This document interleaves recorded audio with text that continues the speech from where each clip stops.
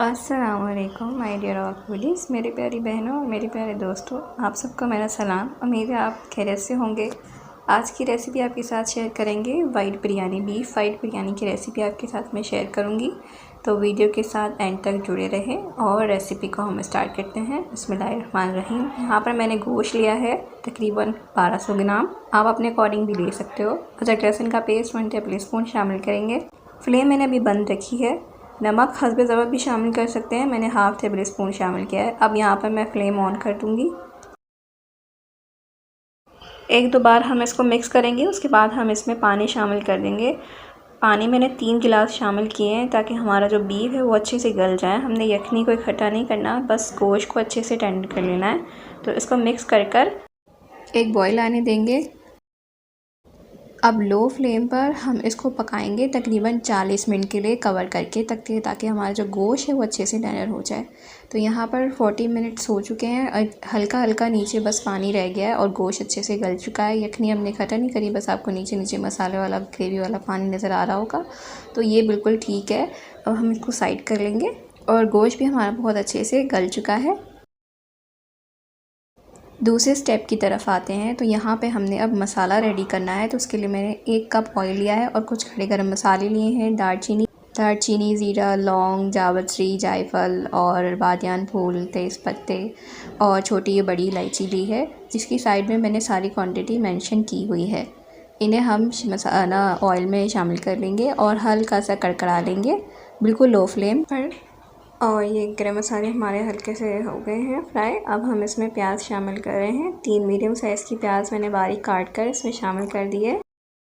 پیاز کو ہم نے سافٹ ہونے تک فرائی کرنا ہے۔ یہ دیکھیں یہاں پر ہماری پیاز جو ہے وہ سافٹ ہو چکی ہے۔ اس میں ہم ادرک لہسن کا پیسٹ 1 ٹیبل اسپون ایڈ کریں گے۔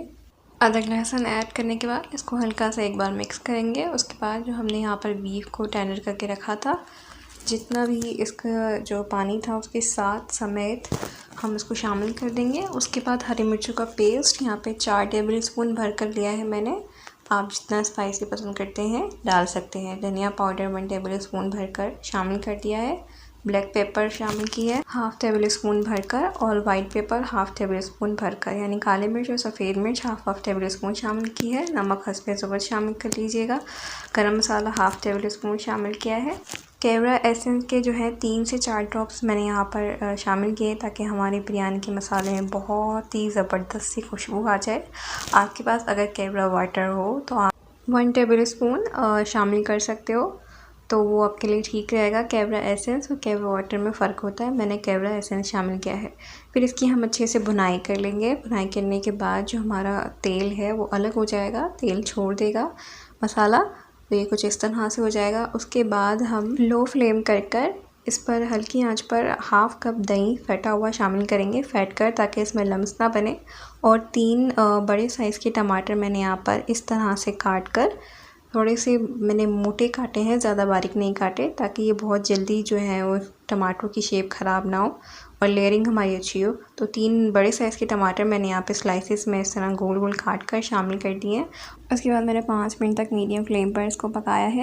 5 منٹ تک میڈیم فلیم پر یہ اچھے سے پک گیا ہے۔ اس کا جو مسالہ ہے، مسالے نے تیل جو ہے وہ الگ کر دیا۔ اس کے بعد ہم اس میں آلو بخارے شامل کر رہے ہیں، 10 سے 12 ہری مرچیں شامل کی ہیں، آلو بخارے بھی 10 سے 12 شامل کیے ہیں۔ اس کے بعد یہاں پر میں نے آدھا کپ دھنیا پودینہ اچھے سے واش کر کے اس میں شامل کر دیا، جس سے ہماری بریانی کی جو خوشبو ہے وہ اور زیادہ پیاری آئے گی۔ اس کے بعد یہاں پر لیمن سلائسز کٹ کر کے شامل کر دیے 8 سے 10، اور اس کے بعد یہاں پر ہماری جو بریانی کا جو قورمہ ہے وہ ماشاءاللہ سے تیار ہو گیا ہے، بہت ہی زبردست سا۔ تو ہم اس کی جو فلیم ہے وہ بند کر دیں گے اور اس کو ایک بار اچھے سے مکس کر لیں گے۔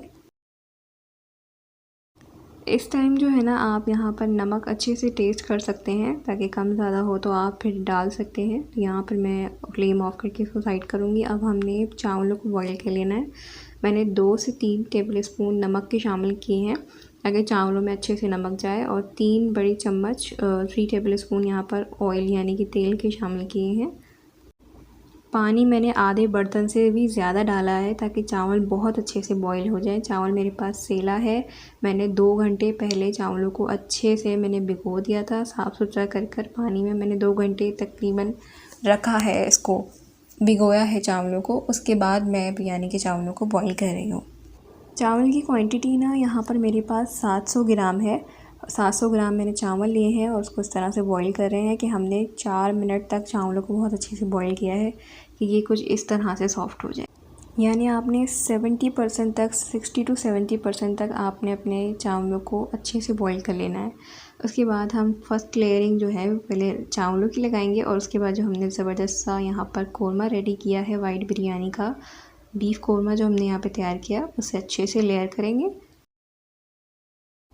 مسالے کی بس ہم ایک ہی لیئر کریں گے، تو اسی لیے ہم اس میں سارا ہمارا جو مسالہ ہے وہ اچھے سے اس میں ایڈ کر دیں گے، اچھے سے اس کی لیئر کر دیں گے، اور اس کے بعد دوبارہ ہم چاولوں کی لیئر کریں گے۔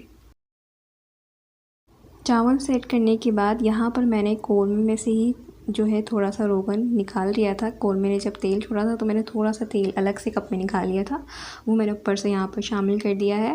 آپ چاہیں تو گھر کا نارمل جو آئل ہوتا ہے وہ بھی اس کو گرم کر کے آپ اوپر سے شامل کر سکتے ہیں، اس سے جو ہے نا چاول میں شائن آئے گا۔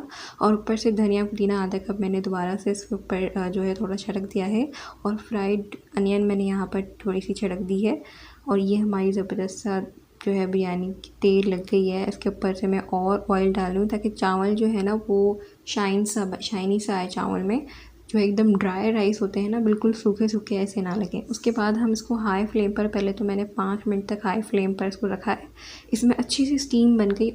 اس کے بعد میں نے اس کو 10 منٹ کا دم دیا ہے، تو یہ جو میں نے ابھی آپ کو کور ہٹایا ہے تو یہ ماشاءاللہ سے اس کو 10 منٹ کا دم لگ چکا ہے۔ یہ دیکھیں کتنا زبردست سا دھواں دار ہمارا جو ہے نا دم لگ کر ریڈی ہوا ہے بریانی کو۔ میں آپ کو اس کو بہت ہی اچھے سے اس کو لک دکھا رہی ہوں آپ کو کہ یہ کتنا زبردست سا دم لگ گیا ہماری بریانی کو، اور بریانی بہت اچھی بنی ہے ماشاءاللہ۔